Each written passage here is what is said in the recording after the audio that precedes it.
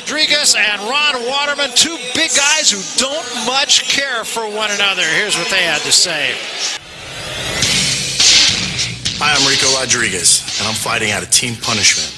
I'm here to kick the shit out of Ron Waterman and show you guys what I'm really capable of doing. You're going to see some in action tonight. Bottom line is, someone's getting knocked out. I'm Ron Waterman from Greeley, Colorado. I fight for Team Impact. I've competed all around the world. 1 year ago, I beat Ricco Rodriguez by unanimous decision. And tonight, he's going to see a whole new Ron Waterman. He's going to find out just how hard I've trained for this fight.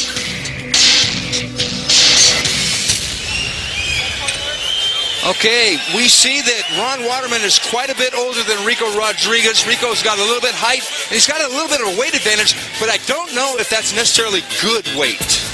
All right, fans, here we go. WFA Super Heavyweights in the cage. We are scheduled 3 5-minute rounds. Introducing to you first, on my right, he is fighting out of the blue corner, standing 6 feet 2 inches. He weighed in at 286 pounds. Trained in the traditions of wrestling and jiu-jitsu, his record stands at 13 wins, 3 losses, and 2 draws. Representing Team Impact and hailing from Greeley, Colorado, introducing Ron H2O Waterman. And his opponent across the cage on my left, fighting out of the red corner, standing 6 feet 4 inches. He weighed in at 298 pounds.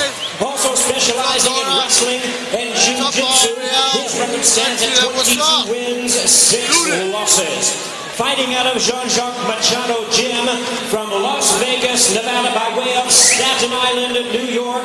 Ladies and gentlemen, please welcome the former UFC Heavyweight Champion, Ricco Suave Rodriguez. And our referee in charge of this bout is Dr. Nelson Hamilton. Ready? I think the key to this fight for Ricco Rodriguez is to keep it standing, and if it goes to the ground, try and get on top. We know that Waterman is a superb wrestler, and at 40 years old, tremendous conditioning, but he's not that fast on his feet. Did some training with the WWF. But we won't talk about that. I'm sorry. No, I don't think we will. I'll talk about whatever you want to talk about. Not that. By any stretch. No credit.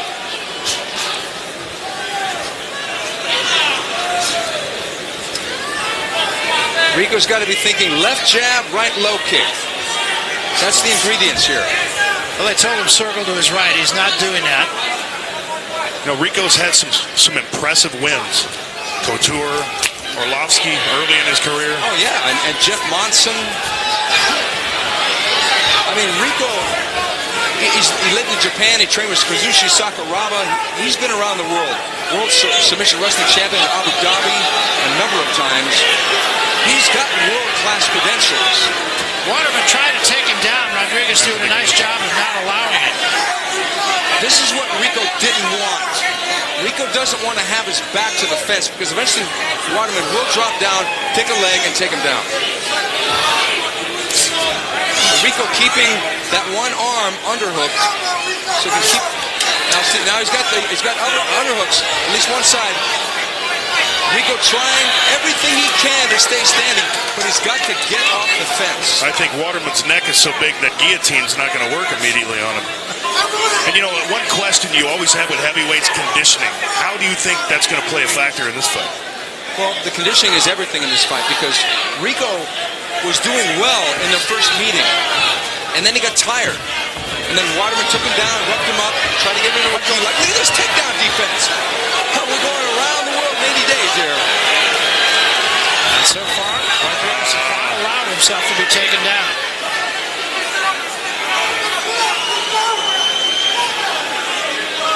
Takes a lot out of you trying to take a 300-pound guy down like that for the past minute and a half. Yeah, Ricco, great takedown defense. Yeah, Ricco's using superb takedown defense.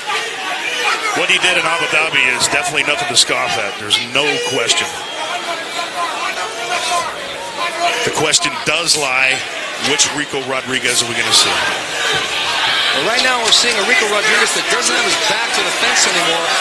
And as Tito said, he should circle and throw strikes. And as we see on his trunks, we see a serious pimp. Yeah. Somewhere around south of the Puerto Rico monument. There's the overhand right by Rodriguez. There it is again, and boy, did that land flush. Look at Waterman. Waterman just ate it. Now they're trading. There goes the knee. Trying to take him down. I think this is more of a clinch than an attempt to take Rodriguez down. I think he's just trying to get it together.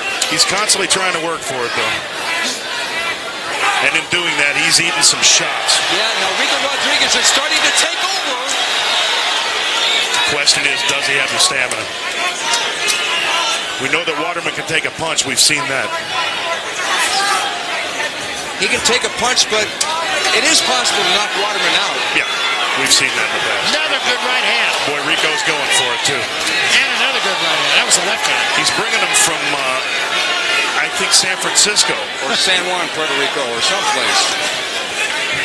Ron Waterman cannot stand up and trade with Ricco Rodriguez. Even though Ricco Rodriguez is not a K1 level kickboxer. Oh! Another good right hand. Big deep breath. This Waterman's hurt. Yeah. He's wobbled. Ricco's going in for the kill now. Tried for the high knee, got blocked by Waterman's out of it right here. Yeah. It will not take much more. Ricco should circle, not move straight back. Waterman's is fighting on sheer will. Ricco should throw a low kick right here. No, he's out. He's out. He's in trouble right He's here. going to eat a knee right here. Trying to get Could be all over. He's got And it happened right before the end of the round. Got 15 seconds to try to get through the round. And he's in deep holding on. trouble. Threw a little right hand just to try to get him off of him. Ron Waterman Is exhausted. completely out of gas here at the end of only round one. Ricco Rodriguez withstood the takedowns.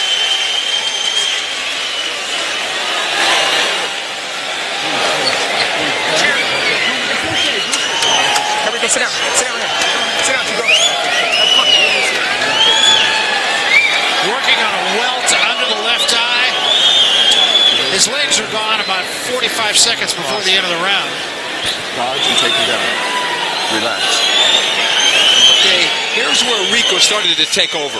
It was with that overhand right, and Waterman went straight backwards. That hurt him, and that knee to the body. Oh, man. Ricco's fighting really good here, and Waterman tries to grab the trunks. Total survival mode at that point for Waterman.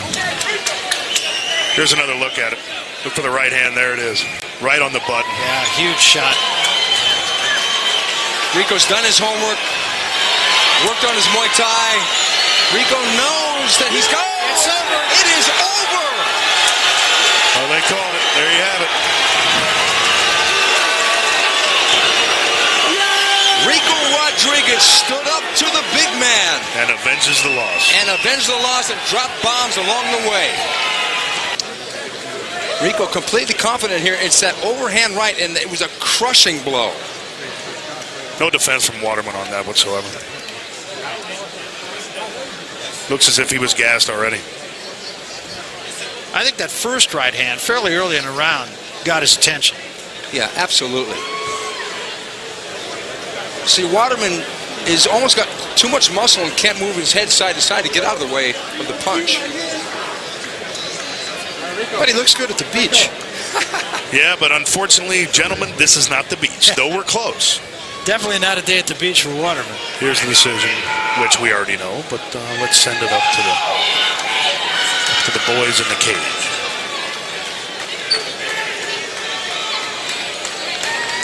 Okay, Ricco Rodriguez, he knew. He's giving thanks. Ladies and gentlemen, this now ends at the end of round number one, our referee in charge, Dr. Nelson Hamilton, stops the contest upon advice of the ringside physician due to an injury to the eye. Ladies and gentlemen, he is the winner by way of technical knockout, Ricco Suave.